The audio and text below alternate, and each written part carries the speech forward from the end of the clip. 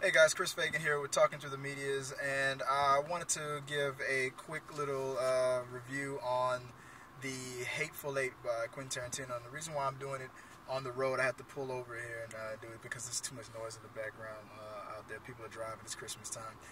But the reason why me and Sean haven't been linked up and talking the way we like to talk lately is because my computer crashed and I'm having difficulties doing what I need to do. The worst time of the year for that to happen. I'm not going to just buy a brand new computer, even though I really want to, but when I can, I will. But for now, there's too many premieres that I'm going to, and I'm seeing movies that before they're dropping for me not to say anything. So I wanted to just quickly just talk about the Hateful Eight and what I thought about it overall, and give my 2 cents on it. On the performances, and I'm not going to spoil too much on it. I want to give a sense of the tone of the movie, but just in case, because I know a lot of you haven't seen it yet. But overall, I think it was an awesome movie. Not one of Quentin Tarantino's best. I won't give it. I put it on his top 5, but it was overall it was an awesome movie. The dialogue, of course, he's the king of dialogue. He's on point with it, especially with Kurt Russell, Samuel L. Jackson. But another person who I was really surprised that did an awesome job in her dialogue was Jennifer Jason Leigh. She was awesome in this movie. As far as if I was to rank it of who had the best one-liners and whatnot, I would probably have to say Samuel L., Kurt, Jennifer Jason Leigh. Those three really carried this movie. If it was just a movie with just those three, if it was the Hateful Three, to me it would have been awesome.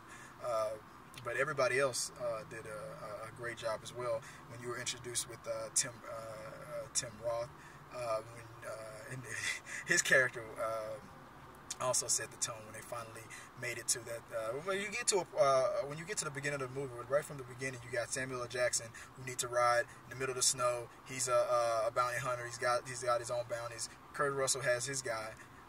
His Daisy, and she's worth about 10 G's. This is back in the Old West, so that's got to be like at least over almost 100 grand back then. So, it's about establishing trust, and even though Kurt Russell seems to be a guy who knows a little bit about people, I was surprised that he already knew half of the people that he bumps into in this movie. And but this is a very unstable time. This law is being developed. This is post-Civil War, so you got a lot of N-words coming out, especially from Jennifer Jason Leigh to Samuel L. Jackson. It was awesome, but you got a lot of mistrust because there's a lot of money involved. Everyone is armed. It's a blizzard coming. Anything can happen, and you're not in a situation where you really can trust everybody. So. The tension in it. This movie reminded me of Clue. This movie reminded me of 12 Angry Men. This movie reminded me, with the dialogue and the tension and what the mystery of what's going on, who's involved. No one really can be trusted. Don't just think just because you know who obviously the bad guy is that you know what's going to happen with that character or this character. They might all be into it. It might be just one guy. It could be anything. And that was one thing I liked. It's two specific characters in particular. Don't think just because you know their history that you immediately going to know how they're going to end up. And I'm not going to say who. But a lot of different people that did great jobs in this movie. With Bruce Dern as the general. Who else? Walton Goggins, Michael Madsen. That's Johnny Cage, but Walton played the sheriff. The sheriff was a son of a bitch.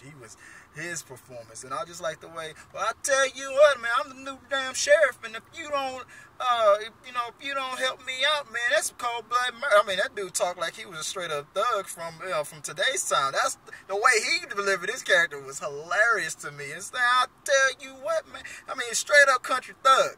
So it was funny the way the chemistry was with everybody. Everybody gave an awesome performance. If this was the only movie to ever come out in 2015, I would say Oscar nods to everybody. The only weak link or the only real criticism that I had with this movie, and again, it wasn't Quentin Tarantino's best, and I'm becoming sweaty because it's hot in this car. So I'm sweaty nerding about it. But it was great. But the only performance that I say would be, if I would say if there was a weak link involved, it would probably have been Channing Tatum. When his character was introduced, it was very, very apparent that this was an actor, a man who was just an actor, who who is in the ring with acting titans, and that was very obvious. Everybody on this, from Samuel L. Jackson to Kurt, Jennifer, Tim, Michael, to Walton, to Bruce, when they entered, their chemistry and their history and their acting chops was obvious, and it was apparent. And Channing Tatum is getting better, a lot better than what he started off with, just like like The Rock and whatnot. But when you put him in the room with these guys, it was obvious that it was just in the beginning. It was like, that's just Channing Tatum. He wasn't making. I wasn't feeling the character yet until towards the end of the movie. Then I started to take my mind off of it. Oh, that's Channing Tatum. That's Channing Tatum. That's Channing Tatum. That's Channing Tatum. Then eventually I finally stopped doing that, and I start to see the character. He got better, but as far as from the beginning to the end, everybody else, I didn't see that actor. I didn't really see Samuel L. Jackson. I didn't see Kurt Russell. I saw the character. Channing Tatum was the only person that was like, that's Channing Tatum. And, maybe it's not his fault. I mean, but you put him in the ring with, like I said, with Titans, the weaknesses was going to show from Tatum. Overall, that being said, the tension, the storyline, everything else was awesome. I give the movie a 7 out of 10. Not really Quentin Tarantino's best work. I might want to see the original script. I didn't read it. I didn't care, since that wasn't really canon after it leaked. But now I'm kind of curious on how it would have ended. I'm not going to give away the spoiler. But I'm kind of now curious to read that and find out how much he changed. And I don't know who's going to get an Oscar nod, if anybody, from this movie. But this movie's going to get some kind of Oscar. I don't know if it's because of the way it was shot. Best casting, best direction. Who knows what he'll get into? Lighting. I don't know. Best costumes. I mean, there was some good stuff in there. I mean, you really felt like this was an Old West movie. He really captured the genre from what he was going for. And Quentin Tarantino is really good at that. He's a student of the arts, and he can give a good remix and update it very well. So overall, it's a pass. It's an awesome movie. Go check it out after Star Wars. Everything I'm going to review from this point on, with its Concussion, The Revenant, which I'm premiering before they actually release, and everything. It's all after Star Wars. Everything is after Star Wars. Star Wars, it begins and ends with Star Wars. Then you go see the rest of it. But other than that, that's my 2 cents about this movie. Let me know what you think. Hit me up on a comment, email me. Let me know what you want me to review. Let me know what you want us to talk about. Hopefully we can get the kinks worked out. Me and Sean will be back on the same sheet of music again when my computer's fixed. But until next time, guys, appreciate it. Thanks for the comments. Let's keep talking.